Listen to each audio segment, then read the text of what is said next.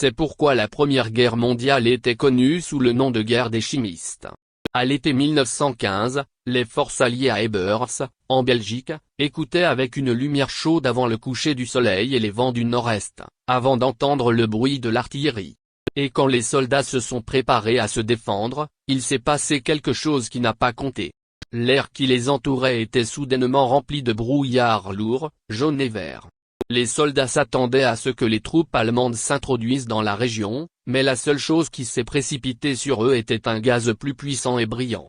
Soudain, les tranchées françaises se sont noyées dans un nuage toxique brillant. Le jour décrit ci-dessus était le 22 avril 1915. Ce jour a changé la façon dont la Grande Guerre ou Première Guerre mondiale ont été menées. Il a également valu au conflit un nouveau surnom, guerre chimique.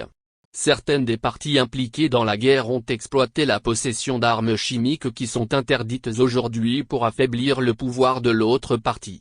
Le début de la guerre chimique.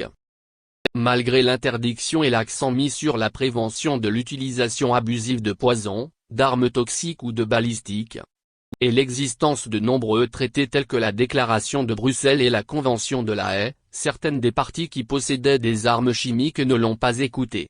Les dirigeants allemands ont trouvé de nombreuses lacunes dans ces traités qui leur ont permis d'utiliser certaines armes prohibées, comme les gaz lacrymogènes, qu'ils considéraient comme de la fumée sur leurs adversaires. Les Allemands se sont levés de leur jeu à la deuxième bataille des Pères.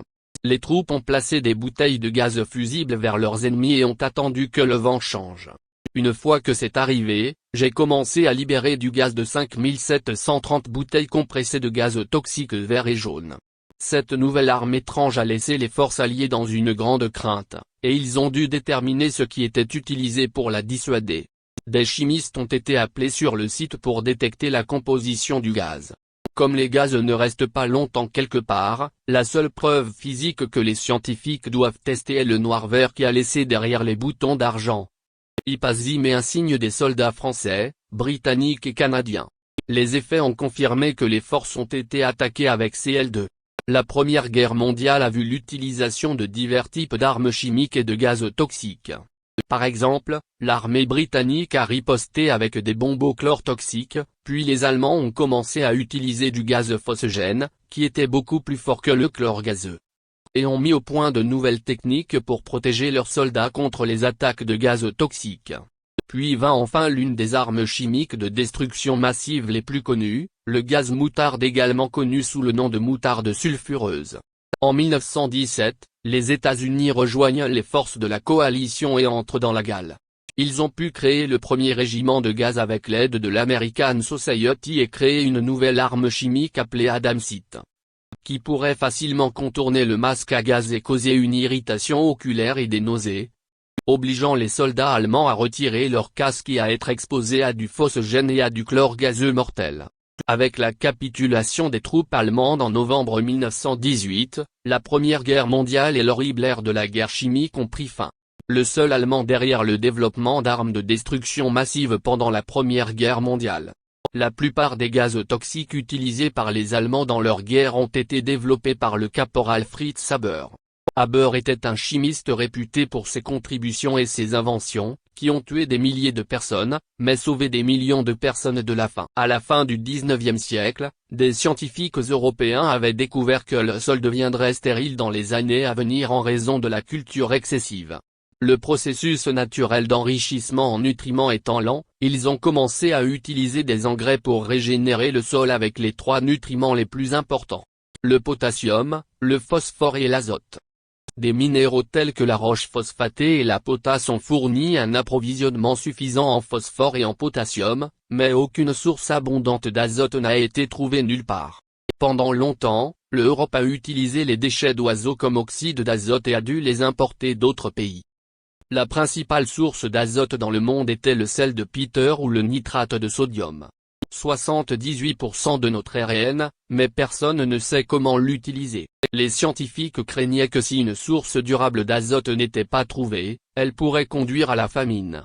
En 1904, Fritz Haber s'est intéressé à ce problème et a commencé à chercher des moyens de reproduire la fixation de l'azote dans la nature, mais a finalement échoué. Puis il est tombé sur la liquéfaction d'air de Carl von Lindy. Haber a liquidé l'air, puis séparé l'oxygène et l'azote par distillation. Il a ensuite combiné l'hydrogène comprimé et l'azote gazeux, créant de l'ammoniac.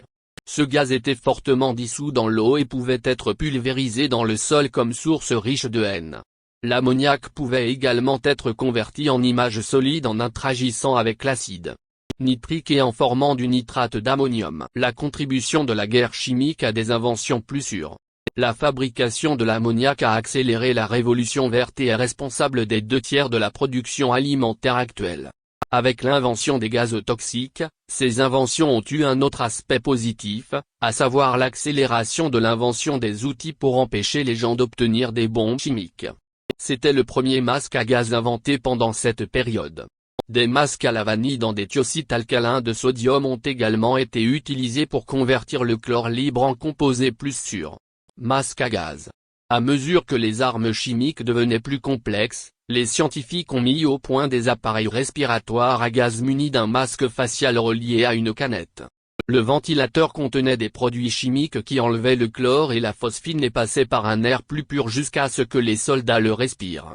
En outre, le chlore utilisé comme arme a également été utilisé dans la purification de l'eau, empêchant la propagation de nombreuses maladies d'origine hydrique.